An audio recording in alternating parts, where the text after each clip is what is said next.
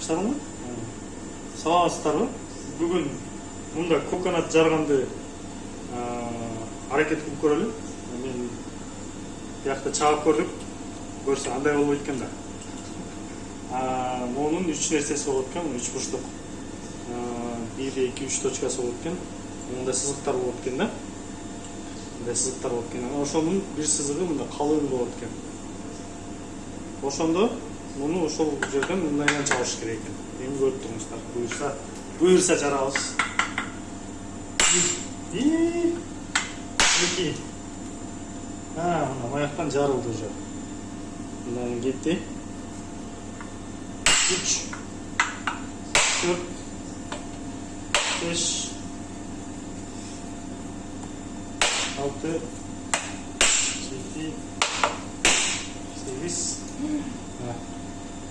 Кішкене алып баштады. Общий жарылды.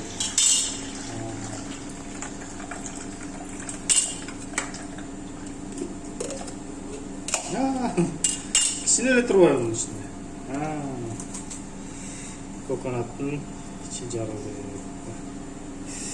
Мунун ичин жесек болот. Буюрса кырып жейбиз.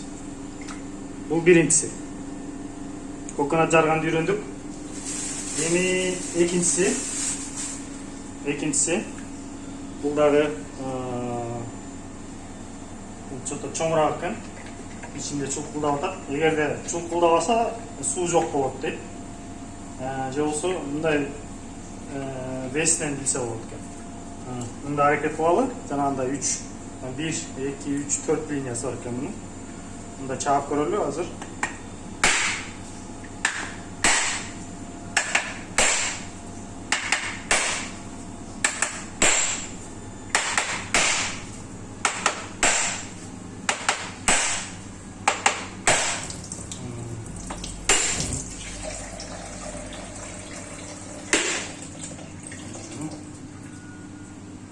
Bunun suyu azır ekan.